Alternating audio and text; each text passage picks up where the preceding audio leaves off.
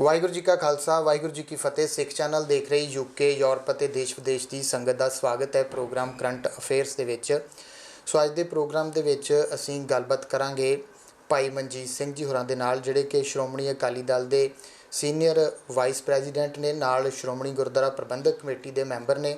ਜਿਵੇਂ ਤੁਸੀਂ ਸਾਰੇ ਜਾਣਦੇ ਹੋ ਕਿ ਉਹ ਫੈਡਰੇਸ਼ਨ ਦੇ ਵੀ ਪ੍ਰਧਾਨ ਰਹੇ ਨੇ ਤੇ ਇਸ ਵੇਲੇ ਸਰਪ੍ਰਸਤ ਨੇ, ਤੇ ਨਾਲ ਹੀ ਉਹ ਸੰਤ ਕਰਤਾਰ ਸਿੰਘ ਜੀ ਜਿਹੜੇ ਕਿ ਦਮਦਮੀ ਟਕਸਾਲ ਦੇ ਮੁਖੀ ਸਨ, ਉਹਨਾਂ ਦੇ ਬੇਟੇ ਨੇ, ਤੇ ਨਾਲ ਭਾਈ ਅਮਰੀਕ ਸਿੰਘ ਜਿਹੜੇ ਨੇ ਉਹਨਾਂ ਦੇ ਭਰਾਤਾ ਨੇ। ਸੋ ਆਓ ਇਹਨਾਂ ਨਾਲ ਅੱਜ ਦੀ ਗੱਲਬਾਤ ਜਿਹੜੀ ਆ ਉਹ ਸ਼ੁਰੂ ਕਰਦੇ ਹਾਂ। ਤੇ ਗੱਲਬਾਤ ਦਾ ਸਿਲਸਿਲਾ ਜਿਹੜਾ ਉਸ ਦੇ ਵਿੱਚ ਕਈ ਤਰ੍ਹਾਂ ਦੇ ਜਿਹੜਾ ਉਤਰਾਅ ਚੜ੍ਹਾਅ ਵੀ ਇਹਨਾਂ ਨੇ ਦੇਖਿਆ ਆਪਣੇ ਜੀਵਨ ਦੇ ਵਿੱਚ, ਉਹ ਸਾਰੇ ਦੇ ਉੱਤੇ ਚਰਚਾ ਜਿਹੜੀ ਆ ਉਹ ਕਰਾਂਗੇ। ਭਾਈ ਸਾਹਿਬ ਦੇ ਨਾਲ ਫਤਿਹ ਦੀ ਸਾਂਝ ਪਾਉਂਦੇ ਹਾਂ ਤੇ ਸਵਾਗਤ ਕਰਦੇ ਹਾਂ ਪ੍ਰੋਗਰਾਮ ਦੇ ਵਿੱਚ। ਭਾਈ ਸਾਹਿਬ ਜੀ ਵਾਹਿਗੁਰੂ ਜੀ ਕਾ ਖਾਲਸਾ ਵਾਹਿਗੁਰੂ ਜੀ ਕੀ ਫਤਿਹ। ਭਾਈ ਸਾਹਿਬ ਜੀ, ਸਭ ਤੋਂ ਪਹਿਲਾਂ ਤੁਹਾਡਾ ਸਵਾਗਤ ਹੈ ਪ੍ਰੋਗਰਾਮ ਦੇ ਵਿੱਚ। ਤੇ ਸਭ ਤੋਂ ਪਹਿਲਾਂ ਜਾਣਨਾ ਚਾਹੂੰਗਾ ਕਿ ਜਿਵੇਂ ਹੁਣ ਲੋਕਡਾਊਨ ਜਿਹੜਾ ਅਜੇ ਵੀ ਚੱਲ ਰਿਹਾ ਆ, ਤੁਸੀਂ ਕੀ ਦੇਖਦੇ ਹੋ ਸਰਕਾਰੀ ਤੌਰ ਦੇ ਉੱਤੇ ਗੱਲ ਕਰੀਏ ਤਾਂ ਇਸ ਵੇਲੇ ਕਾਂਗਰਸ ਦੀ ਸਰਕਾਰ ਆ ਪੰਜਾਬ ਦੇ ਵਿੱਚ, ਕੀ ਸਰਕਾਰ ਨੇ ਆਪਣਾ ਰੋਲ ਜਿਹੜਾ ਬਖੂਬੀ ਨਿਭਾਇਆ ਆ ਜਾਂ ਨਹੀਂ ਨਿਭਾਇਆ? ਕਿਉਂਕਿ ਲੋਕਡਾਊਨ ਦੇ ਵਿੱਚ ਬਹੁਤ ਸਾਰੇ ਲੋਕ ਜਿਹੜੇ ਆ ਉਹਨਾਂ ਤੱਕ ਰਾਸ਼ਨ ਵੀ ਨਹੀਂ ਪਹੁੰਚਿਆ, ਜਾਂ ਹੋਰ ਵੀ ਬਹੁਤ ਸਾਰੀਆਂ ਦਿੱਕਤਾਂ, ਪਰੇਸ਼ਾਨੀਆਂ, ਮੁਸ਼ਕਲਾਂ ਜਿਹੜੀਆਂ ਆ ਉਹ ਆਈਆਂ ਨੇ। ਤੁਸੀਂ ਘਰ ਬੈਠਿਆਂ ਜਾਂ ਬਾਹਰ ਵਿਚਰਦਿਆਂ ਕੀ ਕੁਝ ਮਹਿਸੂਸ ਕੀਤਾ ਹੈ? ਮੈਂ ਬੇਨਤੀ ਕਰਨੀ ਚਾਹੁੰਦਾ ਜੀ, ਕਰੋਨਾ ਮਹਾਮਾਰੀ ਨੇ ਸਾਰੇ ਸੰਸਾਰ ਨੂੰ ਆਪਣੀ ਗ੍ਰਿਫਤ ਵਿੱਚ ਲੈ ਲਿਆ ਹੈ ਜੀ। ਵੱਡੇ ਵੱਡੇ ਦੇਸ਼ ਜਿਹੜੇ ਆਪਣੇ ਆਪ ਨੂੰ ਇਹ ਗੱਲ ਕਹਿੰਦੇ ਸੀ ਕਿ ਅਸੀਂ ਚੰਦ ਵੀ ਬਣਾ ਲੈਣਾ, ਸੂਰਜ ਵੀ ਬਣਾ ਲੈਣਾ ਹੈ। ਜੀ ਜੀ ਜੀ। ਤੇ ਉਹਨਾਂ ਲੋਕਾਂ ਨੂੰ ਵੀ ਜਿਹੜੇ ਖਾਸ ਕਰਕੇ ਅਮਰੀਕਾ ਤੇ ਚਾਈਨਾ ਵਰਗੇ ਲੋਕ ਨੇ, ਹਾਂਜੀ, ਉਹਨਾਂ ਨੂੰ ਵੀ ਕਰੋਨਾ ਨੇ ਆਪਣੇ ਅੱਗੇ ਲਾ ਲਿਆ ਹੈ ਜੀ। ਔਰ ਵੱਡੇ ਵੱਡੇ ਵਿਗਿਆਨੀ ਜੀ, ਜਿਹੜੇ ਇਸ ਸਮਝਦੇ ਵੀ ਅਸੀਂ ਬੜੀਆਂ ਖੋਜਾਂ ਕਰਦੇ ਹਾਂ, ਹਾਂਜੀ, ਉਹ ਲੋਕ ਵੀ ਉਹਨਾਂ ਤੋਂ ਵੀ ਬਾਹਾਂ ਖੜੀਆਂ ਹੋ ਗਈਆਂ ਕਿਉਂਕਿ ਕਰੋਨਾ ਦਾ ਇਲਾਜ ਉਹਨਾਂ ਲੋਕਾਂ ਨੂੰ ਨਹੀਂ ਲੱਭਾ। ਹਾਂਜੀ। ਔਰ ਇਸ ਟਾਈਮ ਤੇ ਮੈਂ ਸਮਝਦਾ ਹਾਂ ਕਿ ਸਰਬ ਰੋਕਾ ਔਖਦ ਨਾਮ ਜਿਹੜਾ ਗੁਰੂ ਦਾ ਨਾਮ ਹੈ, ਜੀ ਜੀ, ਉਹ ਹੀ ਇੱਕ ਸੰਸਾਰ ਦੇ ਲੋਕਾਂ ਨੂੰ ਜਿਹੜੀ ਹੈ ਉਹ ਇਸ ਵੇਲੇ ਉਹਨਾਂ ਹੀ ਧਰਵਾਸ ਦਿੱਤਾ, ਗਵਾਹੀ ਦਿੱਤੀ ਹੈ। ਜੀ ਜੀ। ਬਾਕੀ ਜਿੱਥੋਂ ਤੱਕ ਗੱਲ ਆ ਪੰਜਾਬ ਸਰਕਾਰ ਦੀ, ਤੁਸੀਂ ਗੱਲ ਕੀਤੀ ਆ ਹਰਿੰਦਰ ਜੀ, ਜੀ। ਪੰਜਾਬ ਸਰਕਾਰ ਤਾਂ ਮੈਂ ਸਮਝਦਾ ਹਾਂ ਕਿ ਪੰਜਾਬ ਵਿੱਚ ਸਰਕਾਰ ਨਾਂ ਦੀ ਕੋਈ ਚੀਜ਼ ਹੈ ਹੀ ਨਹੀਂ ਗੀ। ਜੀ ਜੀ।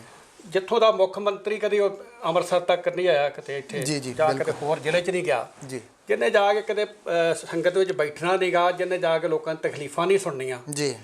ਉਹ ਮੈਂ ਸਮਝਦਾ ਕਿ ਪੰਜਾਬ ਨੂੰ ਚੰਡੀਗੜ੍ਹ ਤੋਂ ਬਹਿ ਕੇ ਰਿਮੋਟ ਰਾਹੀਂ ਸਰਕਾਰ ਨੂੰ ਚਲਾਉਣਾ ਚਾਹੁੰਦੇ ਆ। ਜੀ। ਤੇ ਜਿੱਥੋਂ ਤੱਕ ਰਾਸ਼ਨ ਦਾ ਸੰਬੰਧ ਸੀ, ਜੀ, ਰਾਸ਼ਨ ਵੀ ਜਿਹੜਾ ਇਹ ਸੈਂਟਰ ਨੇ ਵੀ ਭੇਜਿਆ ਉਹਦੇ 'ਚ, ਜੀ। ਉਹ ਇੱਕ ਇੱਕ ਤੋੜੇ ਦੇ ਤਿੰਨ ਤੋੜੇ ਕਰਕੇ ਤੇ ਆਪਣੇ ਮੂੰਹ ਦੇ ਉੱਤੇ ਵਿਖਾਉਣ ਵਾਸਤੇ, ਫੋਟੋਆਂ ਵਿਖਾਉਣ ਵਾਸਤੇ ਪੰਜਾਬ ਦੇ ਜਿਹੜੇ ਕਾਂਗਰਸੀ ਸੀ, ਜੀ, ਉਹਨਾਂ ਦੇ ਐਮਐਲਏ ਸੀ ਜਾਂ ਮੰਤਰੀ ਸੀ, ਹਾਂਜੀ, ਉਹਨਾਂ ਨੇ ਲੋਕਾਂ ਨੂੰ ਬੜਾ ਖੱਜਲ ਕੀਤਾ ਹੈ ਰਾਸ਼ਨ ਵੰਡਣ 'ਚ। ਜੀ ਜੀ। ਖੱਜਲ ਇੱਥੋਂ ਤੱਕ ਕੀਤਾ ਕਿ ਆਪਣੇ ਜਿਹੜੇ ਉਹਨਾਂ ਨਾਲ ਸੰਬੰਧਿਤ ਲੋਕ ਸੀ ਉਹਨਾਂ ਨੂੰ ਰਾਸ਼ਨ ਦੇ ਦਿੱਤਾ। ਹਾਂਜੀ। ਜਦੋਂ ਕਿ ਮਹਾਮਾਰੀ ਦੇ ਦੌਰਾਨ ਜਿਹੜੇ ਆ ਮਾਨਸਿਕੀ ਜਾਤ ਸਭ ਏਕੇ ਪਛਾਣਬੋ ਜਿਹੜਾ ਗੁਰੂ ਦਾ ਸੰਦੇਸ਼ ਹੈ, ਜੀ, ਵੰਡ ਕੇ ਛਕਣ ਦਾ ਸਿਧਾਂਤ ਹੈ ਗੁਰੂ ਨਾਨਕ ਦੇਵ ਪਾਤਸ਼ਾਹ ਜੀ ਦਾ, ਜੀ ਜੀ, ਜਿਹਦੀਆਂ ਧੁੰਮਾਂ ਸੰਸਾਰ ਵਿੱਚ ਖਾਸ ਕਰਕੇ ਜਿਹੜੀਆਂ ਉਹ ਸਿੱਖਾਂ ਦੇ ਵਿੱਚ ਪਈਆਂ ਨੇ। ਹਾਂਜੀ। ਔਰ ਅਮਰੀਕਾ ਦੇ ਰਾਸ਼ਟਰਪਤੀ ਨੂੰ ਜਿਹੜੇ ਸਿੰਘਾਂ ਦੇ ਵੰਡ ਕੇ ਛਕਣ ਦਾ ਸਿਧਾਂਤ ਹੈ, ਹਾਂਜੀ, ਉਹਨੂੰ ਇਹ ਗੱਲ ਮਜਬੂਰ ਹੋ ਕੇ ਕਹਿਣੀ ਪਈ ਹੈ ਕਿ ਸਿੱਖ ਤੇ ਗੁਰਦੁਆਰੇ ਜਿਹੜੇ ਆ, ਜੀ, ਇਹ ਸਾਰੇ ਸੰਸਾਰ ਵਿੱਚ ਚਾਹੀਦੇ ਆ। ਬਿਲਕੁਲ। ਸਿੱਖਾਂ ਦਾ ਬੜਾ ਬੋਲਬਾਲਾ, ਕਿਉਂਕਿ ਇਹਨਾਂ ਨੇ ਨਾ ਤਾਂ ਕਿਸੇ ਦਾ ਕਾਰਡ ਵੇਖਿਆ, ਨਾ ਆਧਾਰ ਕਾਰਡ ਵੇਖਿਆ। ਇਹ ਕਾਂਗਰਸੀ ਜਿਹੜੇ ਆ, ਪਹਿਲਾਂ ਤਾਂ ਇਹਨਾਂ ਨੇ ਜਿਹੜੇ ਅਕਾਲੀ ਦਲ ਨਾਲ ਸੰਬੰਧਿਤ ਆ ਜਾਂ ਹੋਰ ਪਾਰਟੀਆਂ ਨਾਲ ਸੰਬੰਧਿਤ ਲੋਕ ਆ, ਜੀ ਜੀ, ਉਹਨਾਂ ਨੂੰ ਰਾਸ਼ਨ ਨਹੀਂ ਦਿੱਤਾ। ਹਾਂਜੀ। ਵੇਖੋ ਗਰੀਬ ਜਿਹੜਾ ਨਾ, ਉਹਦਾ ਸਭ ਤੋਂ ਪਹਿਲਾਂ ਇਹ ਆ ਵੀ ਜੇ ਉਹ ਕਾਰਡ ਹੈਗਾ ਜਾਂ ਨਹੀਂ ਹੈਗਾ। ਹਾਂਜੀ ਹਾਂਜੀ। ਕਈਆਂ ਦੇ ਕਾਰਡ ਇਹਨਾਂ ਬਣਾਏ ਨਹੀਂ ਗੇ।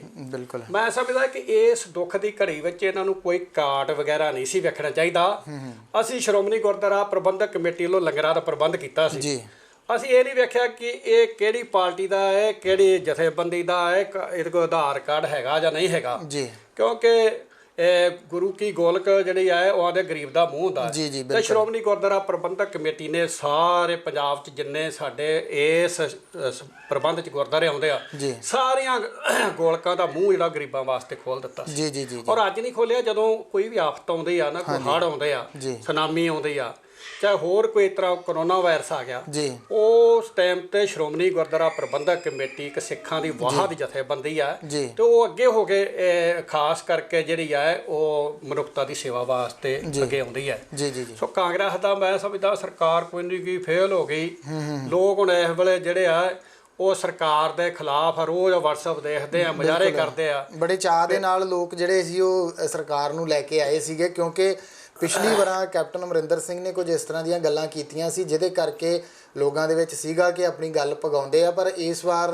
ਕਾਫੀ ਜ਼ਿਆਦਾ ਲੋਕਾਂ ਨੂੰ ਮਾਯੂਸੀ ਜਿਹੜੀ ਉਹ ਹੱਥ ਲੱਗੀ ਹੈ ਵੇਖੋ ਪਹਿਲਾਂ ਤਾਂ ਸਰਕਾਰ ਹੀ ਝੂਠ ਮਾਰ ਕੇ ਹੋਣ ਚਾਹੀਦੀ ਜੀ ਜੀ ਜੀ ਬਿਲਕੁਲ ਉਹਨਾਂ ਨੇ ਇਹ ਗੱਲ ਹੱਥ 'ਚ ਗੁਟਕਾ ਫੜ ਕੇ ਕਿਹਾ ਕਿ ਮੈਂ ਜਿਹੜਾ ਪੰਜਾਬ ਦੇ ਲੋਕਾਂ ਦਾ ਕਰਜ਼ਾ ਹੈ ਜੀ ਉਹ ਸਾਰਾ ਹੀ ਪ੍ਰਾਈਵੇਟ ਬੈਂਕ ਦਾ ਹੋਵੇ ਚਾਹੇ ਉਹ ਸਰਕਾਰੀ ਬੈਂਕ ਦਾ ਹੋਵੇ ਸਾਰੇ ਕਰਜ਼ੇ ਮਾਫ ਕਰ ਦਿਆਂਗੇ ਜੀ ਜੀ ਘਰ ਘਰ ਨੌਕਰੀ ਦਿਆਂਗੇ ਜੀ ਔਰ ਫਿਰ ਬਜ਼ੁਰਗਾਂ ਦੀ ਪੈਨਸ਼ਨ 2500 ਰੁਪਇਆ ਦਿਆਂਗੇ ਹਾਂਜੀ ਫਿਰ ਇਸੇ ਤਰ੍ਹਾਂ ਹੋਰ ਚਾਹ ਤੇ ਖੰਡ ਦਾ ਵੀ ਲਾਰਾ ਲਾਇਆ ਇਹ ਵੀ ਦਿਆਂਗੇ ਮੇਰੇ ਖਿਆਲ ਦੇ ਵਿੱਚ ਇੱਕ ਲੈਪਟਾਪ ਜਿਹੜੇ ਨੌਜਵਾਨ ਖਾਸ ਕਰਕੇ ਆਪਣੇ ਤੁਹਾਡੀ ਉਮਰ ਦੇ ਹਜਾਏ ਤੋਂ ਛੋਟੇ ਜਿਹੜੇ ਪੜ੍ਹਦੇ ਸੀ ਜੀ ਉਹਨਾਂ ਨੂੰ ਇਹ ਦਿਆਂਗੇ ਮੋਬਾਈਲ ਦਿਆਂਗੇ ਹਾਂਜੀ ਉਹ ਲੋਕ ਵਿਚਾਰੇ ਡੀਕਦੇ ਜਿਹੜੇ ਮੋਬਾਈਲ ਸੀ ਕਈ ਤਾਂ ਸਟੂਡੈਂਟ ਜਿਹੜੇ ਆ ਵਿਚਾਰੇ ਉਹ ਪੜ੍ਹ ਕੇ ਤੁਸੀਂ ਚਲੇ ਵੀ ਗਏ ਬੜੀਆਂ ਆਸਾਂ ਉਮੀਦਾਂ ਸੀ ਜੀ ਸੋ ਮੈਂ ਸਮਝਦਾ ਕਿ ਹਰੇਕ ਫਰੰਟ ਤੇ ਕੈਪਟਨ ਸਰਕਾਰ ਜਿਹੜੀ ਆ ਉਹ ਤਾਂ ਫੇਲ ਹੋ ਚੁੱਕੀ ਆ ਉਹਦੇ ਬਾਰੇ ਹੁਣ ਕੀ ਗੱਲ ਆਪਾਂ ਕਰ ਸਕਦੇ ਹਾਂ ਬਿਲਕੁਲ ਤੇ ਪਰ ਮੈਂ ਇੱਕ ਗੱਲ ਇਹਨਾਂ ਨੂੰ ਜ਼ਰੂਰ ਕਹਿਣਾ ਚਾਹੁੰਦਾ ਕਿਉਂਕਿ ਇਹਨਾਂ ਦੇ ਕੋਲੇ ਸਮਾਂ ਹੈ ਜੀ ਜਿਹੜਾ ਨਾ ਕੋਈ ਰਾਸ਼ਨ ਪਿਆ ਹੈ ਨਾ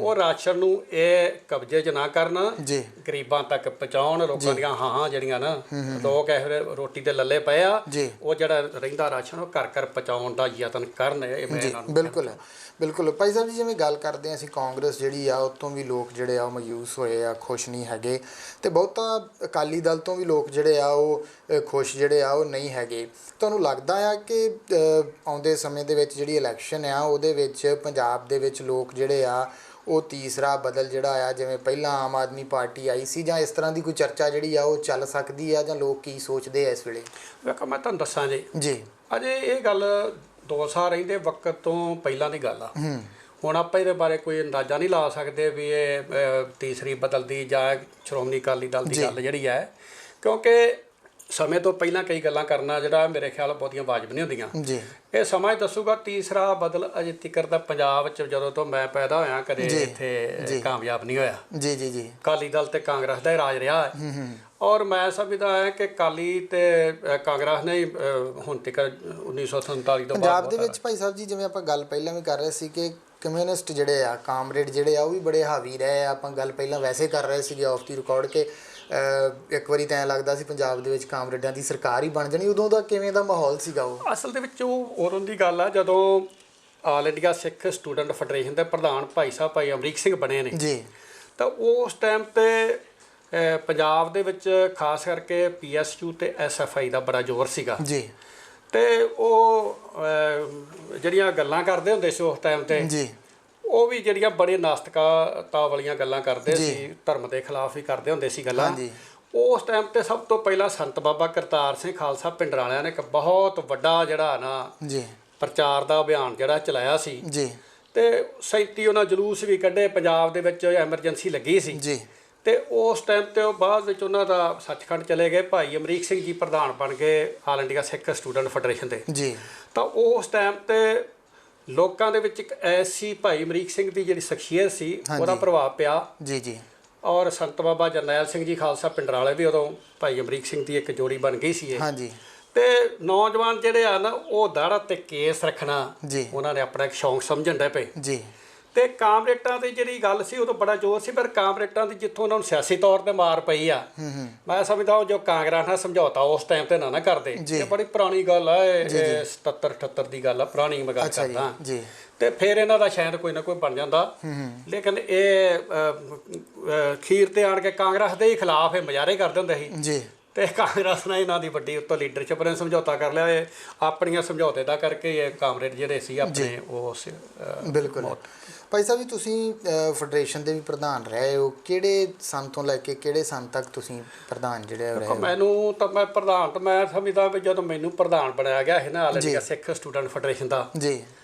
ਉਦੋਂ ਫੈਡਰੇਸ਼ਨ ਦੇ ਨਾਂ ਲੈਣ ਵਾਲਿਆਂ ਨੂੰ ਵੀ ਸਰਕਾਰ ਜਿਹੜੀ ਸੀ ਉਹ ਗੋਲੀ ਮਾਰੀ ਜਾਂਦੀ ਸੀ ਹਾਂਜੀ ਇਹ 1984 ਦਾ ਹਮਲਾ ਹੋ ਕੇ ਹਟਿਆ ਸੀ ਅੱਛਾ ਜੀ ਤੇ 85 ਦੀ ਅਜੇ ਸ਼ੁਰੂਆਤ ਸੀਗੀ। ਕਹਿਣ ਤੋਂ ਭਾਵ ਕੰਡਿਆਂ ਦੀ ਸੇਜ ਸੀਗੀ ਉਸ ਇਹ ਵੇਲੇ। ਕੰਡਿਆਂ ਦੀ ਸੇਜ ਸੀਗੀ ਜੀ। ਮੈਂ ਨਾਭੇ ਜੇਲ੍ਹ 'ਚ ਬੰਦ ਸੀਗਾ ਜੀ। ਪਹਿਲਾਂ ਮਿਲਟਰੀ ਕੈਂਪ 'ਚ ਬੜਾ ਤਸ਼ੱਦਦ ਸਾਡੇ ਤੇ ਹੋਇਆ, ਸਾਹਮਣੇ ਇੱਥੇ ਮਿਲਟਰੀ ਕੈਂਪ ਆ। ਅੱਛਾ ਜੀ। ਤੇ ਉਹ ਜਿਹੜਾ ਤਸ਼ੱਦਦ ਹੋਇਆ ਉਹਨੂੰ ਮੈਂ, ਕਿਉਂਕਿ ਇੱਥੇ ਜੋ ਡਿਟੇਲ ਦੱਸਣ ਡਿਆ ਪਿਆ ਤੇ ਸ਼ਾਇਦ ਸਮਾਂ ਘੱਟ ਆ, ਹਾਂਜੀ, ਉਹਨੂੰ ਮੈਂ ਹੁਣ ਅੱਖਰਾਂ ਰਾਹੀਂ ਤਾਂ ਬਿਆਨ ਨਹੀਂ ਕਰ ਸਕਦਾ। ਜੀ।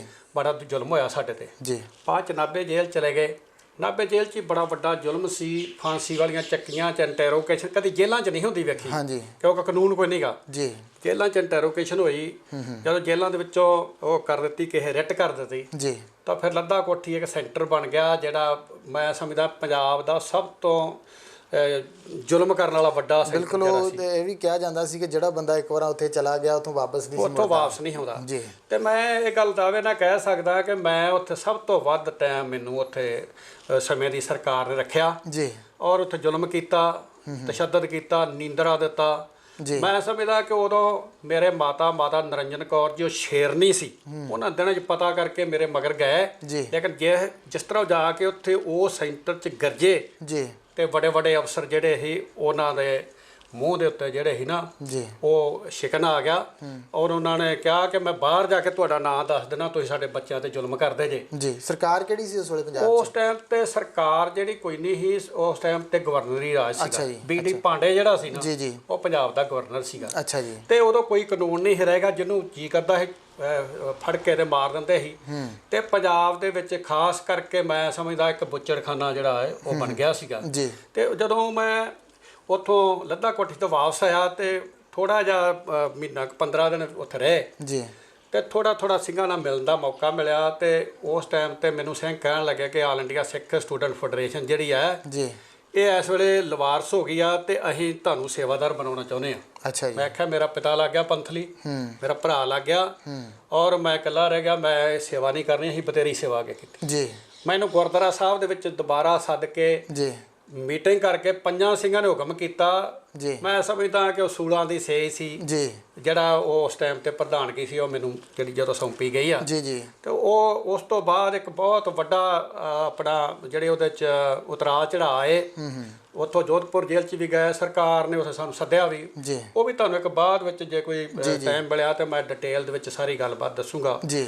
ਸੋ ਇਹ ਬਹੁਤ ਵੱਡਾ ਜੋਖਮ ਭਰਿਆ ਟਾਈਮ ਸੀ ਜਦੋਂ ਆਲ ਇੰਡੀਆ ਸਿੱਖ ਸਟੂਡੈਂਟ ਫੈਡਰੇਸ਼ਨ ਦਾ ਮੈਨੂੰ ਪ੍ਰਧਾਨ ਬਣਾਇਆ ਗਿਆ ਸੀ। ਜੀ। ਔਰ ਫੈਡਰੇਸ਼ਨ ਦੀ ਚੜ੍ਹਤ ਵੀ ਇੰਨੀ ਸੀ, ਜੀ। ਕਿਉਂਕਿ ਹਮਲੇ ਤੋਂ ਬਾਅਦ ਜਦੋਂ ਜੋਧਪੁਰ ਜੇਲ੍ਹ ਸੀ, ਜੀ, ਫੈਡਰੇਸ਼ਨ ਦੀ ਚੜ੍ਹਤ ਨੂੰ ਵੇਖ ਕੇ ਦਿੱਲੀ ਸਰਕਾਰ ਨੇ ਸਾਨੂੰ ਜੋਧਪੁਰ ਜੇਲ੍ਹ 'ਚੋਂ, ਮੈਨੂੰ ਤੇ ਮੇਰਾ ਇੱਕ ਸਾਥੀ ਹਰਮਿੰਦਰ ਸਿੰਘ ਸੰਧੂ, ਜੀ, ਉਹਨਾਂ ਨੂੰ ਉੱਥੇ ਦਿੱਲੀ ਗੱਲਬਾਤ ਲਈ ਵੀ ਸੱਦਿਆ ਗਿਆ ਸੀ। ਮੈਂ ਸਮਝਦਾ ਹਾਂ ਕਿ ਫੈਡਰੇਸ਼ਨ ਦੀ ਦਰਬਾਰ ਸਾਹਿਬ ਦੇ ਹੋਏ ਹਮਲਾ ਜੀ, ਔਰ ਸੰਤ ਜਰਨੈਲ ਸਿੰਘ ਤੇ ਭਾਈ ਅਮਰੀਕ ਸਿੰਘ ਦੀ 11 ਸਿੰਘਾਂ ਦੀ ਕੁਰਬਾਨੀ ਦਾ ਜਿਹੜਾ ਡੁੱਲਿਆ ਖੂਨ ਸੀ, ਜੀ, ਜੀ, ਉਹਦੇ ਪ੍ਰੈਸ਼ਰ ਕਰਕੇ ਸਾਨੂੰ ਜਿਹੜਾ ਇਹ ਦਿੱਲੀ ਦਰਬਾਰ ਨੇ ਸੱਦਿਆ। ਜੀ, ਉੱਥੇ ਅਸੀਂ ਸਿੱਖਾਂ ਦਾ ਕੇਸ ਵੀ ਰੱਖਿਆ ਸੀ, ਜੀ, ਔਰ ਉਹ ਕੇਸ ਜਿਹੜਾ ਹੈ ਉਹ ਆਖੋਗੇ ਤੇ ਮੈਂ ਤੁਹਾਨੂੰ ਕਿਤੇ ਬਾਹਰ ਟਾਈਮ ਲੱਗਾ, ਬਿਲਕੁਲ ਆਪਾਂ ਉਹਦੇ ਸਾਰੀ ਤੇ ਡਿਟੇਲ ਜਿਹੜੇ ਮੈਂ ਤੁਹਾਨੂੰ ਦੱਸੂਗਾ। ਜੀ, ਜੀ, ਔਰ ਬਹੁਤ ਵੱਡੀ ਮੈਂ ਸਮਝਦਾ ਉਦੋਂ ਸਿਖਰ ਤੇ ਆਲ ਇੰਡੀਆ ਸਿੱਖ ਸਟੂਡੈਂਟ ਫੈਡਰੇਸ਼ਨ ਦੀ ਗੱਲ ਸੀਗੀ। ਜੀ, ਜੀ, ਜਿਵੇਂ ਤੁਸੀਂ ਦੱਸਿਆ ਕਿ ਤੁਸੀਂ ਤਸ਼ੱਦਦ ਜਿਹੜਾ ਆ ਉਹ ਵੀ ਚੱਲਿਆ, ਤੁਹਾਡਾ ਪਰਿਵਾਰ ਜਿਹੜਾ ਪੰਥਕ ਪਰਿਵਾਰ ਆ, ਪਰ ਅਕਾਲੀ ਦਲ ਦੇ ਨਾਲ ਤੁਹਾਡੇ ਸੰਬੰਧ ਜਿਹੜੇ ਆ ਉਹ ਹੈਗੇ ਆ ਹੁਣ ਵੀ, ਪਰ ਕਿਤੇ ਨਾ ਕਿਤੇ ਇਹ ਚੀਜ਼ ਜਿਹੜੀ ਆ ਉਹ ਸ਼ਾਇਦ ਤੁਸੀਂ ਵੀ ਮਹਿਸੂਸ ਕਰਦੇ ਹੋਵੋਗੇ ਅਤੇ ਜਿਹੜੇ ਆਮ ਸੰਗਤ ਆ ਉਹ ਵੀ ਮਹਿਸੂਸ ਕਰਦੀ ਹੈ ਕਿ ਉਹਨਾਂ ਬਣਦਾ ਮਾਣ ਸਤਿਕਾਰ ਅਕਾਲੀ ਦਲ ਦੇ ਵਿੱਚ ਤੁਹਾਨੂੰ ਮਿਲ ਨਹੀਂ ਸਕਿਆ, ਜਿੰਨਾ ਪਰਿਵਾਰ ਪੰਥਕ ਹੋਣ ਕਰਕੇ ਜਾਂ ਤੁਹਾਡੀਆਂ ਸੇਵਾਵਾਂ ਨੂੰ ਦੇਖਦਿਆਂ ਹੋਇਆਂ ਜਾਂ ਜਿਵੇਂ ਦਾ ਤੁਸੀਂ ਸਾਰਾ ਸਮਾਂ ਜਿਹੜਾ ਹੰਢਾਇਆ ਉਸ ਨੂੰ ਦੇਖਦਿਆਂ ਹੋਇਆਂ ਸਤਿਕਾਰ ਮਿਲਣਾ ਚਾਹੀਦਾ ਸੀ। ਤੁਸੀਂ ਕੀ ਮਹਿਸੂਸ ਕਰਦੇ ਹੋ ਇਸ ਗੱਲ ਨੂੰ? ਮੈਂ ਸਮਝਦਾ ਕਿ ਜਿਹੜੀ ਸਾਡੇ ਪਰਿਵਾਰ ਦੀ ਕੁਰਬਾਨੀ ਆ ਉਹੋ ਹੀ ਮੇਰੇ ਜਿਹੜੀ ਆ ਦੁਸ਼ਮਣ ਬਣੀ ਆ ਜੀ, ਕਿਉਂਕਿ ਸਾਡੇ ਪਰਿਵਾਰ ਨੇ ਸਾਰਾ ਹੀ ਸਾਡਾ ਪਰਿਵਾਰ ਲੱਗ ਗਿਆ, ਸਰਬੰਸ ਲੱਗ ਗਿਆ। ਤੇ ਅੱਗੇ ਜਿਹੜਾ ਪਹਿਲਾ ਅਕਾਲੀ ਦਲ ਹੁੰਦਾ ਸੀ ਨਾ, ਉਹ ਕੁਰਬਾਨੀ ਵਾਲੇ ਲੋਕਾਂ ਦੀ ਜਿਹੜੀ ਆ ਉਹ ਕਦਰ ਕਰਦਾ ਸੀ, ਕੁਰਬਾਨੀ ਵਾਲਿਆਂ ਦਾ ਸਤਿਕਾਰ ਕਰਦਾ, ਜਿਹੜੇ ਉਹਨਾਂ ਨੂੰ ਪਿਛਾਂਹ ਕਰ ਦਿੱਤਾ ਜਾਂਦਾ ਤੇ ਹੁਣ ਜੇ ਇਹੋ ਜਿਹੇ ਹਾਲਾਤ ਬਣਿਆ, ਮੈਂ ਸਮਝਦਾ ਜੇ ਮੇਰੇ ਪਰਿਵਾਰ ਦੀ ਕੁਰਬਾਨੀ ਆ ਉਹੋ ਹੀ ਮੇਰੀ ਸਭ ਤੋਂ ਵੱਡੀ ਦੁਸ਼ਮਣ ਆ। ਇਹ ਤੇ ਹੋ ਸਕਦਾ ਵੀ ਹੋਰ ਵੱਡਾ ਜਿਹੜਾ ਸਨਮਾਨ ਆ ਉਹ ਮੈਨੂੰ ਮਿਲਦਾ ਜੇ ਮੈਂ ਸਾਡੇ ਪਰਿਵਾਰ ਦੀ ਕੁਰਬਾਨੀ ਨਾ ਹੁੰਦੀ। ਸੰਤ ਕਰਤਾਰ ਸਿੰਘ ਜੀ ਦਾ ਇਤਿਹਾਸ ਅਕਾਲੀ ਦਲ ਤੁਹਾਨੂੰ ਨਾਲ ਲੈ ਕੇ ਤਾਂ ਜ਼ਰੂਰ ਚੱਲਦਾ ਆ, ਪਰ ਕਿਤੇ ਨਾ ਕਿਤੇ ਉਹ ਮਾਣ ਸਤਿਕਾਰ ਜਿਹੜਾ ਆ ਉਹ ਦੇਣ ਦੇ ਵਿੱਚ ਪਿੱਛੇ ਰਿਹਾ ਅੱਜ ਤੱਕ ਵੀ। ਚਲੋ ਇਹ ਹੁਣ ਮੈਂ ਤਾਂ ਕੀ ਕਹਿ ਸਕਦਾ, ਤੇ ਜਦੋਂ ਕਿਤੇ ਤੁਸੀਂ ਅਕਾਲੀ ਦਲ ਦੇ ਲੀਡਰਸ਼ਿਪ ਨੂੰ ਮਿਲੋਗੇ, ਉਹਨਾਂ ਨੂੰ ਪੁੱਛੋ। ਮੈਂ ਸਮਝਦਾ ਵੀ ਕੁਰਬਾਨੀ ਉਹਦਾ ਹੀ ਸਭ ਤੋਂ ਵੱਡਾ ਜਿਹੜਾ ਅੜਿੱਕਾ ਨਾ, ਸਭ ਤੋਂ ਵੱਡੀ ਕੁਰਬਾਨੀ ਅੜਿੱਕਾ ਬਣੀ। ਜੀ ਬਿਲਕੁਲ, ਇਹ ਗੱਲ ਜਿਹੜੀ ਆ ਵਾਕਿਆ ਹੀ ਦਰੁਸਤ ਆ। ਇਹ ਸੰਗਤਾਂ ਜਿਹੜੀਆਂ ਆ ਉਹ ਵੀ ਸੋਚਦੀਆਂ ਨੇ ਕਿਤੇ ਨਾ ਕਿਤੇ ਕਿ ਜਿਵੇਂ ਪਰਿਵਾਰ ਸੀਗਾ ਤੁਹਾਡਾ, ਤੁਸੀਂ ਫੈਡਰੇਸ਼ਨ ਦੇ ਵੀ ਪ੍ਰਧਾਨ ਰਹੇ ਅਤੇ ਹੁਣ ਵੀ ਤੁਸੀਂ ਫੈਡਰੇਸ਼ਨ ਦੇ ਸਰਪ੍ਰਸਤ ਹੋ, ਤਾਂ ਇਹ ਗੱਲਾਂ ਜਿਹੜੀਆਂ ਕਿਤੇ ਨਾ ਕਿਤੇ ਸੰਗਤਾਂ ਨੂੰ ਵੀ ਜਿਹੜੀਆਂ ਮਹਿਸੂਸ ਹੁੰਦੀਆਂ ਨੇ। ਸੋ ਅਗਲੀ ਗੱਲ ਜਿਹੜੀ ਆ ਉਹ ਮੈਂ ਕਰਾਂ ਕਿ ਤੁਸੀਂ ਹੁਣ ਜਿਵੇਂ ਅਕਾਲੀ ਦਲ ਦੇ ਨਾਲ ਹੀ ਸੰਬੰਧ ਰੱਖਦੇ ਹੋ, ਜੁੜੇ ਹੋਏ ਹੋ, ਤਾਂ ਪਹਿਲੇ ਸਮਿਆਂ ਦੀ ਗੱਲ ਕਰੀਏ ਅਤੇ ਹੁਣ ਦੇ ਸਮਿਆਂ ਦੀ ਗੱਲ ਕਰੀਏ ਤਾਂ ਕਿੰਨਾ ਕੁ ਫਰਕ ਨਜ਼ਰ ਆਉਂਦਾ ਲੀਡਰਸ਼ਿਪ ਦੇ ਵਿੱਚ? ਕਿਉਂਕਿ ਪਹਿਲੀ ਜਿਵੇਂ ਤੁਸੀਂ ਜ਼ਿਕਰ ਕੀਤਾ ਕਿ ਪਹਿਲਾਂ ਕਿਰਦਾਰ ਜਿਹੜੇ ਆ ਬੜੇ ਅੱਛੇ ਹੁੰਦੇ ਸੀਗੇ, ਜਾਂ ਜਿਸ ਤਰ੍ਹਾਂ ਕੁਰਬਾਨੀ ਵਾਲਾ ਪਰਿਵਾਰ ਆ ਉਹਦਾ ਸਤਿਕਾਰ ਵੀ ਬੜਾ ਹੁੰਦਾ ਸੀਗਾ, ਇਸ ਤਰ੍ਹਾਂ ਦਾ ਸਾਰਾ ਕੁਛ ਹੁੰਦਾ ਸੀਗਾ। ਪਰ ਅੱਜ ਕੱਲ੍ਹ ਮੈਨੂੰ ਲੱਗਦਾ ਕਿ ਪੋਲੀਟਿਕਸ ਜਿਹੜੀ ਆ ਉਹ ਵੀ ਬਦਲੀ ਆ ਬਹੁਤ ਸਾਰੀ। ਅੱਜ ਕੱਲ੍ਹ ਇਹ ਵੇਖਿਆ ਜਾਂਦਾ ਕਿ ਕਿਹਦੇ ਕੋਲ ਕਿੰਨਾ ਕੁ ਪੈਸਾ ਆ, ਉਹੀ ਜਿਹੜਾ ਹੈਗਾ ਵਾ ਪੋਲੀਟਿਕਸ ਦੇ ਵਿੱਚ ਆ ਸਕਦਾ। ਪਹਿਲਾਂ ਹੁੰਦਾ ਸੀ ਕਾਲਜਾਂ ਦੇ ਵਿੱਚੋਂ ਵਿਦਿਆਰਥੀ ਜਿਹੜੇ ਆ ਉਹ ਨਿਕਲ ਕੇ ਆਉਂਦੇ ਸੀਗੇ, ਅੱਗੇ ਆ ਕੇ ਉਹ ਲੀਡਰ ਬਣਦੇ ਸੀਗੇ। ਇਵੇਂ ਦਾ ਸਿਸਟਮ ਜਿਹੜਾ ਆ ਉਹ ਕਿਤੇ ਨਾ ਕਿਤੇ ਖਤਮ ਹੁੰਦਾ ਨਜ਼ਰ ਆ ਰਿਹਾ। ਵੇਖੋ ਪਤਾ ਗੱਲ ਕੀ, ਜਿਹੜੀ ਆਲ ਇੰਡੀਆ ਸਿੱਖ ਸਟੂਡੈਂਟ ਫੈਡਰੇਸ਼ਨ ਸੀ ਨਾ, ਇਹ ਸ਼੍ਰੋਮਣੀ ਅਕਾਲੀ ਦਲ ਨੂੰ ਲੀਡਰਸ਼ਿਪ ਪੈਦਾ ਕਰਕੇ ਦਿੰਦੀ ਸੀਗੀ ਜੀ। ਗੁਰਮਤ ਟ੍ਰੇਨਿੰਗ ਕੈਂਪ ਲੱਗਦੇ ਸੀ ਜੀ, ਔਰ ਉਹਨਾਂ ਟ੍ਰੇਨਿੰਗ ਕੈਂਪਾਂ ਦੇ ਵਿੱਚੋਂ ਭਾਸ਼ਣ ਹੁੰਦੇ ਸੀ, ਇਤਿਹਾਸ ਪੜ੍ਹਾਇਆ ਜਾਂਦਾ ਸੀ, 5 ਬਾਣੀਆਂ ਪੜ੍ਹਾਈਆਂ ਜਾਂਦੀਆਂ ਸੀ। ਮੈਨੂੰ ਯਾਦ ਆ ਵੀ ਭਾਈ ਅਮਰੀਕ ਸਿੰਘ ਜੀ ਦੇ ਉਹਨਾਂ ਦੇ ਟਾਈਮ ਤੇ ਅਸੀਂ ਅਨੰਦਪੁਰ ਸਾਹਿਬ ਦੇ ਵਿੱਚ 1978 ਚ ਇੱਕ ਗੁਰਮਤ ਟ੍ਰੇਨਿੰਗ ਕੈਂਪ ਲਾਇਆ ਸੀ। ਅੱਛਾ ਜੀ। ਉਹਦੇ ਚ ਤਕਰੀਬਨ ਮੇਰੇ ਖਿਆਲ 100-150 ਜਿਹੜੇ ਨੌਜਵਾਨ ਵੱਖ-ਵੱਖ ਕਾਲਜਾਂ ਤੋਂ, ਮੈਂ ਬੀੜਬਾ ਬੁੱਢਾ ਸਾਹਿਬ ਤੋਂ 10 ਸਿੰਘ ਨਾਲ ਲੈ ਕੇ ਗਿਆ ਸੀਗਾ। ਅੱਛਾ ਜੀ। ਤੇ ਸਵੇਰੇ ਤੜਕੇ 4 ਵਜੇ ਠਾ ਲਿਆ ਜਾਂਦਾ ਸੀ। ਅੱਛਾ ਜੀ। ਤੇ ਉਹ ਉੱਠਣ ਤੋਂ ਬਾਅਦ ਇਸ਼ਨਾਨ ਕਰਕੇ ਸਿੰਘਾਂ ਨੂੰ ਲਾਈਨਾਂ 'ਚ ਬਿਠਾ ਕੇ 5 ਬਾਣੀਆਂ ਕਰਦੇ ਸੀ। ਅੱਛਾ ਜੀ। ਔਰ ਉਸ ਤੋਂ ਬਾਅਦ ਉਹ 5 ਬਾਣੀਆਂ ਤੋਂ ਬਾਅਦ ਅਨੰਦਪੁਰ ਸਾਹਿਬ ਜਿਹੜਾ ਮੇਨ ਕਿਲ੍ਹਾ ਹੈਗਾ ਉੱਥੇ ਤਖਤ, ਉੱਥੋਂ ਕਿਲ੍ਹਾ ਆਨੰਦਗੜ੍ਹ ਸਾਹਿਬ ਨੂੰ ਵਾਹਵਾ ਕਿਲੋਮੀਟਰ ਬਣ ਜਾਂਦਾ ਜੀ। ਤੇ ਤੜਕੇ ਹੀ ਉਹ ਇੱਕ ਅਸੀਂ ਪ੍ਰਭਾਤ ਫੇਰੀ ਕੱਢਦੇ ਸੀ। ਅੱਛਾ ਜੀ। ਜਿਹਦੇ ਨਾਲ ਹੱਥ ਚਿਮਟੇ ਤੇ ਨਾਲ ਆਪਣਾ ਵਜਾਉਣਾ ਢੋਲ, ਜਿਹੜੇ ਹੱਥ ਨਾਲ ਵਜਾਉਣਾ, ਤੇ ਹੱਥ ਝੰਡਾ ਫੜ ਕੇ ਖਾਲਸਾਈ ਨਿਸ਼ਾਨ ਪਰਚਮ ਜਿਹੜਾ ਉਹ ਚਲਾਉਂਦੇ ਜਾਣਾ, ਨਾਲ ਪੜ੍ਹਦੇ ਜਾਣਾ, ਪੰਥ ਤੇਰੇ ਦੀਆਂ ਗੂੰਜਾਂ ਦਿਨੋਂ ਦਿਨ ਪੈਣਗੀਆਂ। ਇਹ ਸਾਰਾ ਸ਼ਬਦ ਪੜ੍ਹਦੇ ਉੱਥੇ ਜਾਣਾ ਤੇ ਉੱਥੇ ਮੱਥਾ ਟੇਕ ਕੇ ਫਿਰ ਸ਼ਬਦ ਪੜ੍ਹਦੇ ਉੱਥੇ ਆਉਣਾ, ਫਿਰ ਆਣ ਕੇ ਬ੍ਰੇਕਫਾਸਟ ਕਰਨਾ। ਉਸ ਤੋਂ ਬਾਅਦ ਫਿਰ ਸਾਡੇ ਜਿਹੜੇ ਪ੍ਰੋਫੈਸਰ ਸਾਹਿਬਾਨ ਸੀਗੇ, ਉਹ ਆਣ ਕੇ ਸਾਨੂੰ ਸਿੱਖ ਧਰਮ ਦੇ ਜਿਹੜੇ ਮੁੱਢਲੇ ਸਿਧਾਂਤ ਸੀ ਉਹਦੇ ਬਾਰੇ ਲੈਕਚਰ ਕਰਦੇ, ਔਰ ਇੱਕ ਲੈਕਚਰ 45 ਮਿੰਟ ਦਾ ਹੁੰਦਾ ਸੀਗਾ। ਤੇ ਉਹ 2 ਲੈਕਚਰ ਲੱਗ ਕੇ ਫਿਰ ਬ੍ਰੇਕ ਮਿਲਦੀ।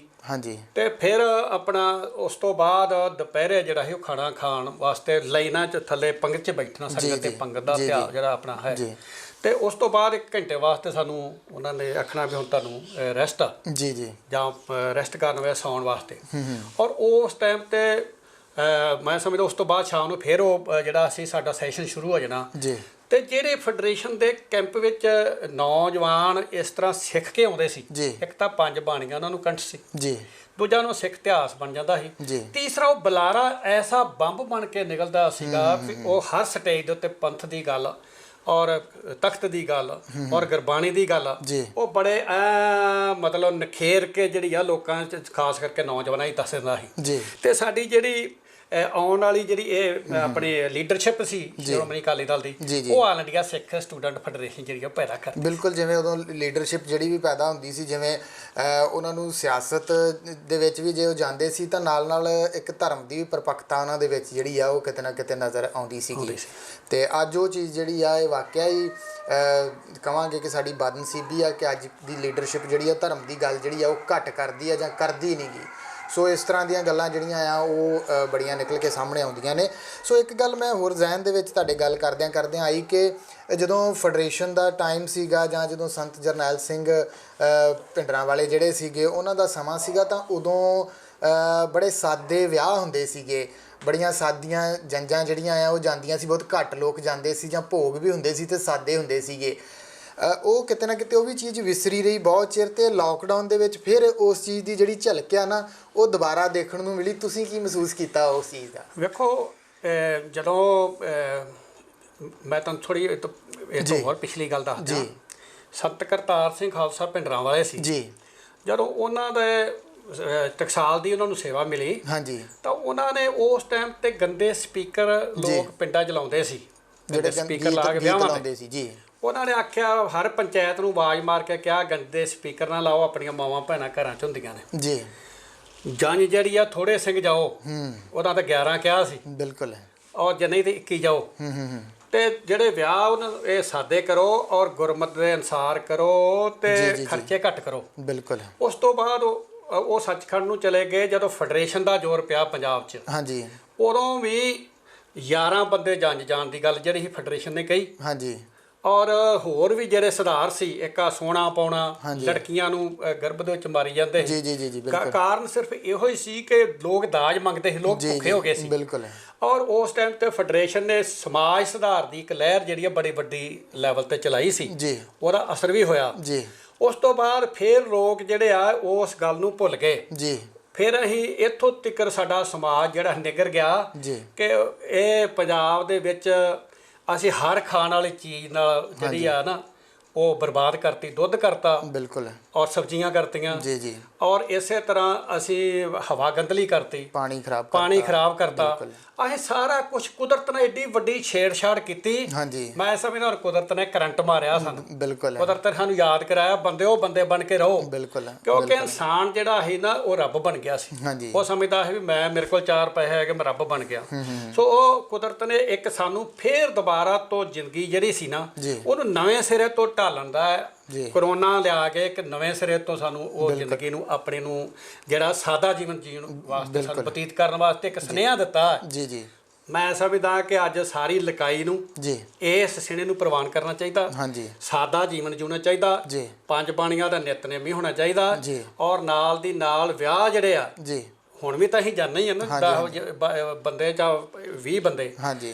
ਅੱਜ ਤੋਂ ਪਰਨ ਕਰੀਏ ਸਾਰੇ, ਖਾਸ ਕਰਕੇ ਪੰਜਾਬ ਦੇ ਲੋਕ। ਹਾਂਜੀ। ਔਰ ਖਾਸ ਕਰਕੇ ਸਿੱਖ। ਔਰ ਜਿੱਥੇ ਵੀ ਬੈਠਾ, ਚਾਹੇ ਪੰਜਾਬ 'ਚ ਹੈ, ਚਾਹੇ ਮੈਂ ਸਮਝਦਾ ਵੀ ਬਾਕੀ ਜਿਹੜੇ ਸਾਡੇ ਕਮਿਊਨਿਟੀਆਂ ਦੇ ਲੋਕ ਨੇ, ਹਿੰਦੂ ਨੇ, ਮੁਸਲਮਾਨ, ਈਸਾਈ, ਸਿੱਖ, ਪਾਰਸੀ, ਅੱਜ ਸਾਰਿਆਂ ਨੂੰ ਸਾਨੂੰ ਆਪਣੇ ਅੰਦਰ ਝਾਤੀ ਮਾਰਨੀ ਚਾਹੀਦੀ ਆ ਕਿ ਅਸੀਂ ਜਿਹੜੇ ਗਰੀਬੀ 'ਚ ਚਲੇ ਗਏ ਆ, ਬਾੜੇ ਸਾਡੇ ਤੇ ਦਿਨ ਆ ਗਏ ਆ। ਜਿਹੜਾ ਹੁਣ ਕਿਸਾਨ ਆ ਉਹ ਪੱਖੇ ਦੇ ਨਾਲ ਲਮਕੇ ਫਾਹ ਲੈ ਰਿਹਾ, ਉਹਦਾ ਕਾਰਨ ਕੇਵਲ ਤੇ ਕੇਵਲ ਇਹ ਆ ਕਿ ਅਸੀਂ ਖਰਚੇ ਵਧਾ ਲਏ। ਔਰ ਮੈਂ ਸੰਸਾਰ ਨੂੰ ਤੇ ਪੰਜਾਬ ਦੇ ਲੋਕਾਂ ਨੂੰ ਇਹ ਬੇਨਤੀ ਕਰਨੀ ਚਾਹੁੰਦਾ ਹੱਥ ਜੋੜ ਕੇ, ਬਹਾਨਾ ਬਣ ਗਿਆ ਆਪਣੇ ਕੋਲੇ ਹੁਣ, ਕੁਦਰਤ ਨੇ ਇਹ ਬਹਾਨਾ ਵੀ ਬਣਾਤਾ ਤੇ ਸਾਨੂੰ ਸਮਝਾ ਵੀ ਦਿੱਤਾ। ਆਪਾਂ ਇਹ ਆਪਣੇ ਇਹ ਸਮਾਜ ਸੁਧਾਰ ਦੀ ਜਿਹੜੀ ਲਹਿਰ ਆ ਇਹਨੂੰ ਦੁਬਾਰਾ ਆਪਾਂ ਪ੍ਰਫੁੱਲਤ ਕਰੀਏ ਤੇ ਘਰ ਘਰ ਲੈ ਕੇ ਜਾਈਏ, ਸਾਦਾ ਜੀਵਨ ਜੀਈਏ। ਬਿਲਕੁਲ ਬਿਲਕੁਲ। ਇੱਕ ਗੱਲ ਮੈਂ ਪੁੱਛਣੀ ਚਾਹੂੰਗਾ ਕਿ ਜਿਵੇਂ ਹੁਣ ਅਸੀਂ ਪੰਜਾਬ ਦੀ ਵੀ ਗੱਲ ਕਰਦੇ ਪਏ ਹਾਂ, ਪੰਜਾਬ ਦੇ ਹਾਲਾਤਾਂ ਦੀ ਗੱਲ ਕਰੀਏ, ਜਿਵੇਂ ਤੁਸੀਂ ਕਿਹਾ ਕਿ ਸਭ ਕੁਝ ਗੰਦਲਾ ਹੋ ਰਿਹਾ ਵਾ, ਹਵਾ ਪਾਣੀ ਸਾਰਾ ਕੁਝ। ਪਹਿਲਾਂ ਲੀਡਰਸ਼ਿਪ ਦੀ ਗੱਲ ਕਰੀਏ ਤਾਂ ਉਹ ਸਾਰਿਆਂ ਬਾਰੇ ਸੋਚਦੇ ਸੀ, ਲੋਕਾਂ ਬਾਰੇ ਵੀ ਸੋਚਦੇ ਸੀ ਜਿਨ੍ਹਾਂ ਕੋਲ ਵੋਟਾਂ ਲੈਣੀਆਂ, ਤੇ ਵਾਤਾਵਰਨ ਜਿਹੜਾ ਆ ਉਹ ਵੀ ਸਹੀ ਰਵੇ, ਤੰਦਰੁਸਤ ਰਵੇ, ਦਰੁਸਤ ਰਵੇ, ਸਾਰਾ ਕੁਝ ਉਹਦੇ ਬਾਰੇ ਵੀ ਸੋਚਦੇ। ਤੁਸੀਂ ਕੀ ਮਹਿਸੂਸ ਕਰਦੇ ਹੋ ਕਿ ਪੰਜਾਬ ਨੂੰ ਕਿਹੋ ਜਿਹੀ ਲੀਡਰਸ਼ਿਪ ਦੀ ਜ਼ਰੂਰਤ ਹੈਗੀ ਆ ਜਿਹੜਾ ਪੰਜਾਬ ਫਿਰ ਇੱਕ ਵਾਰ ਤਰੱਕੀ ਦੀ ਰਾਹ 'ਤੇ ਆਵੇ, ਖੁਸ਼ਹਾਲ ਵੀ ਹੋਵੇ ਅਤੇ ਤੰਦਰੁਸਤ ਵੀ ਹੋਵੇ, ਜਿਹੜਾ ਕਿ ਹਵਾ ਪਾਣੀ ਕਰਕੇ, ਜਿਹੜਾ ਦੂਸ਼ਿਤ ਹੋਣ ਕਰਕੇ ਜਿਹੜਾ ਬਿਮਾਰ ਹੋਇਆ ਪੰਜਾਬ ਆ? ਦੇਖੋ, ਸਭ ਤੋਂ ਪਹਿਲਾਂ ਜੇ ਹੋ ਸਕਦਾ ਵੀ ਜੇ ਮੈਂ ਗੱਲ ਕਰਾਂ ਤਾਂ ਮੇਰੇ ਕਾਫੀ ਇਹ ਗੱਲ 'ਤੇ ਕੁਝ ਨਾਰਾਜ਼ ਵੀ ਹੋ ਸਕਦੇ ਆ। ਸਭ ਤੋਂ ਪਹਿਲਾਂ ਤਾਂ ਆਪਾਂ ਹਿੰਦੁਸਤਾਨ ਦੇ ਵਿੱਚੋਂ ਕਰਪਸ਼ਨ ਕੱਢੀਏ। ਬਿਲਕੁਲ। ਜੇ ਤਾਂ ਅਸੀਂ ਕਰਪਸ਼ਨ ਨੂੰ ਮੁਕਾ ਲਿਆ, ਝੂਠ ਨੂੰ ਮੁਕਾ ਲਿਆ, ਈਰਖਾ ਨੂੰ ਮੁਕਾ ਲਿਆ, ਔਰ ਅਸੀਂ ਮਨੁੱਖ ਨੂੰ ਮਨੁੱਖ ਸਮਝਣ ਡੈ ਪਏ। ਔਰ ਗੁਰੂ ਨਾਨਕ ਸਾਹਿਬ ਜੀ ਦਾ ਕਿਰਤ ਕਰੋ, ਨਾਮ ਜਪੋ ਤੇ ਵੰਡ ਕੇ ਛਕਣ ਦੇ ਸਿਧਾਂਤ 'ਤੇ ਜੇ ਤਾਂ ਅਸੀਂ ਪਹਿਰਾ ਦਈਏ, ਕਿਉਂਕਿ ਇੱਕ ਨਰੋਆ ਸਮਾਜ ਉਹਨਾਂ ਨੇ ਜਿਹੜਾ ਸੀ ਉਹ ਪੈਦਾ ਕਰਨ ਵਾਸਤੇ ਸਾਨੂੰ ਸੰਦੇਸ਼ ਦਿੱਤਾ। ਸੋ ਸਭ ਤੋਂ ਪਹਿਲਾਂ ਤਾਂ ਆਪਾਂ ਨੂੰ ਆਪਣੇ ਦੇਸ਼ ਵਿੱਚੋਂ ਕਰਪਸ਼ਨ ਜਿਹੜੀ ਆ ਨਾ ਇਹਨੂੰ ਖਤਮ ਕਰਨਾ ਪਊਗਾ, ਕਿਉਂਕਿ ਕਰਪਸ਼ਨ ਜੜ ਆ ਹਰ ਇੱਕ ਗੱਲ ਜਿਹੜੀ ਕਰਪਸ਼ਨ ਹੈ। ਸੋ ਇਹ ਸਭ ਤੋਂ ਪਹਿਲਾਂ ਹਿੰਦੁਸਤਾਨ ਦੇ ਵਿੱਚੋਂ ਕਿ ਅਜਿਹੇ ਅਭਿਆਨ ਜਿਹੜਾ ਚਲਾਇਆ ਜਾਵੇ, ਕੋਈ ਚੰਗੀ ਜਿਹੜੀ ਲੀਡਰਸ਼ਿਪ ਅੱਗੇ ਆ ਕੇ ਸਭ ਤੋਂ ਪਹਿਲਾਂ ਉਹ ਇਹ ਸਾਦਾ ਜੀਵਨ, ਜਿਸ ਤਰ੍ਹਾਂ ਪੁਰਾਣੇ ਸਾਡੇ ਲੀਡਰ ਸਾਹਿਬਾਨ ਜਿਉਂਦੇ ਸੀ, ਔਰ ਉਹੋ ਜਿਹਾ ਜੀਵਨ ਜਿਹੜਾ ਜਿਉਣ, ਖਰਚੇ ਘੱਟ ਕਰੀਏ। ਇੱਕ ਅਸੀਂ ਲੋਕਾਂ ਨੂੰ ਲਾਲਚੀ ਬਣਾਤਾ। ਵੋਟਰ ਲੈਣ ਵੋਟਾਂ ਲੈਣ ਟਾਈਮ ਤੇ ਵਾਸਤੇ ਅਸੀਂ ਉਹਨਾਂ ਨੂੰ ਸ਼ਰਾਬਾਂ ਦਿੰਦੇ ਆ। ਜੀ ਸਾਡਾ ਸਮਾਜ ਇਹੋ ਜਿਹਾ ਬਣ ਗਿਆ ਜੀ, ਉਹ ਸਾਡਾ ਸ਼ਰਾਬ ਵੀ ਪੈਸੇ ਵੀ ਇਹੋ ਜਿਹਾ ਬੋਲਬਾਲਾ ਆਮ ਕਰਕੇ ਸਾਰੀਆਂ ਪਾਰਟੀਆਂ 'ਚ ਹੋ ਜਾਂਦਾ ਜੀ। ਸੋ ਜਦੋਂ ਅਸੀਂ ਲੋਕਾਂ ਨੂੰ ਇਹੋ ਜਿਹੇ ਰੁਝਾਨ 'ਚ ਉਲਝਾ ਲੈਂਦੇ ਆ ਜੀ, ਤੇ ਫਿਰ ਜਿਹੜੇ ਸਾਡੇ ਨੁਮਾਇੰਦੇ ਬਣਦੇ ਉਹਨਾਂ ਦੀਆਂ ਮਜਬੂਰੀਆਂ ਕਿੰਨੇ ਕੁ ਲੋਕਾਂ ਨੂੰ ਪੈਸੇ ਦਿੱਤੀ ਆ, ਕਿੰਨਿਆਂ ਕੁ ਨੂੰ ਸ਼ਰਾਬਾਂ ਪਿਉਣ। ਸਮਾਜ ਨੂੰ ਸੁਧਰਨ ਦੀ ਲੋੜ ਆ। ਸਮਾਜ ਵੀ ਇਹ ਸਮਝਦਾ ਭੋਣੇ ਸਾਡਾ ਟਾਈਮ ਆ ਦਵਾ ਦਵ 4 ਦਿਨ ਸ਼ਰਾਬ ਵੀ ਪੀ ਲਈਏ ਤੇ ਪੈਸੇ ਵੀ ਲੈ ਲਈਏ। ਸੋ ਚਾਰ ਚਫੇਰੇ ਹੀ ਇਹ ਮੈਂ ਸਮਝਦਾ ਹਾਂ ਕਿ ਸਾਨੂੰ ਇਸ ਵੇਲੇ ਸੁਧਾਰ ਦੀ ਲੋੜ ਹੈਗੀ ਆ।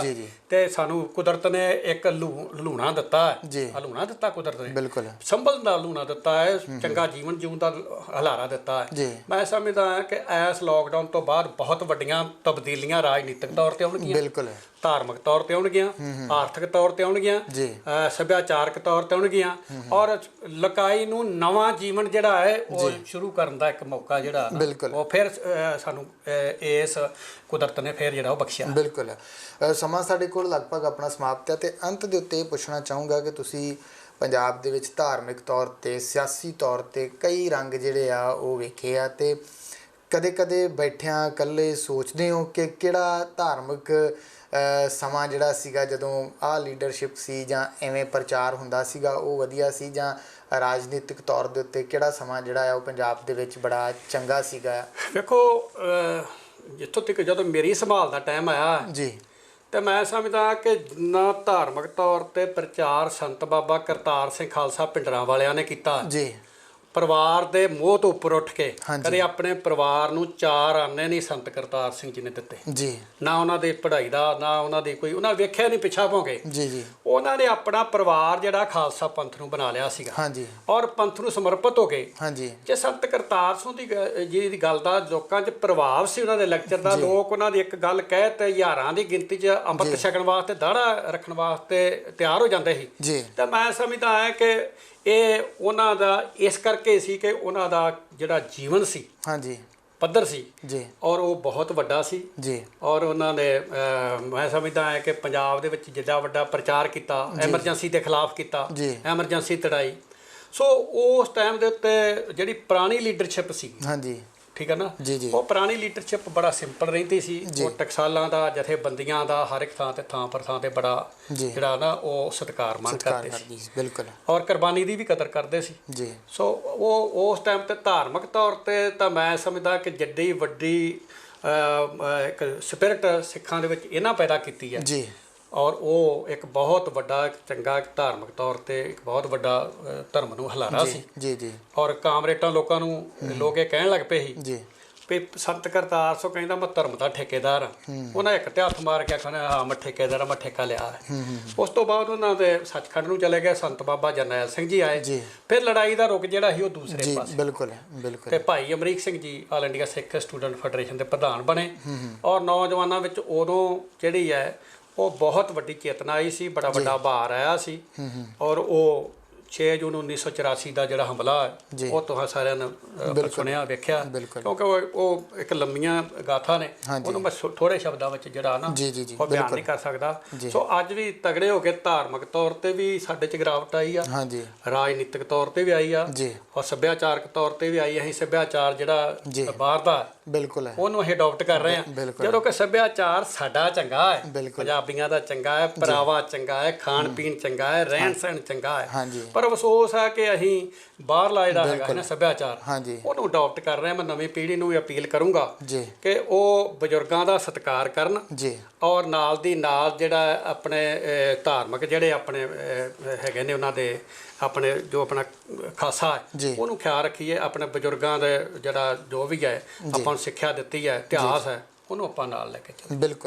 ਬਿਲਕੁਲ ਭਾਈ ਸਾਹਿਬ ਜੀ, ਤੁਹਾਡਾ ਬਹੁਤ ਧੰਨਵਾਦ। ਸੋ ਇਹ ਸਨ ਭਾਈ ਮਨਜੀਤ ਸਿੰਘ ਜੀ ਜਿਨ੍ਹਾਂ ਨੇ ਸਾਡੇ ਨਾਲ ਸਮੁੱਚੀ ਗੱਲਬਾਤ ਜਿਹੜੀ ਆ ਉਹ ਕੀਤੀ ਤੇ ਵੱਖ-ਵੱਖ ਵਿਸ਼ਿਆਂ ਦੇ ਉੱਤੇ ਸਾਡੀ ਗੱਲਬਾਤ ਜਿਹੜੀ ਆ ਉਹ ਰਹੀ ਤੇ ਬਹੁਤ ਹੀ ਅੱਛੇ ਤਰੀਕੇ ਨਾਲ ਭਾਈ ਸਾਹਿਬ ਨੇ ਜਵਾਬ ਜਿਹੜੇ ਆ ਉਹ ਵੀ ਦਿੱਤੇ। ਸੋ ਅੱਜ ਦੇ ਪ੍ਰੋਗਰਾਮ ਦੇ ਵਿੱਚ ਇੰਨਾ ਹੀ, ਫਿਰ ਅਗਲੇ ਪ੍ਰੋਗਰਾਮ ਦੇ ਵਿੱਚ ਹਾਜ਼ਰ ਹੋਵਾਂਗੇ। ਇੱਥੇ ਹੀ ਤੁਹਾਡੇ ਤੋਂ ਆਗਿਆ ਚਾਹੁੰਦੇ ਹਾਂ, ਬੁਲਾਉਂਦੇ ਹਾਂ ਫਤਿਹ। ਵਾਹਿਗੁਰੂ ਜੀ ਕਾ ਖਾਲਸਾ, ਵਾਹਿਗੁਰੂ ਜੀ ਕੀ ਫਤਿਹ।